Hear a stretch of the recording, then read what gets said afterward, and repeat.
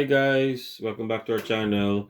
In today's video, we're going to prepare chicken fajita for our dinner.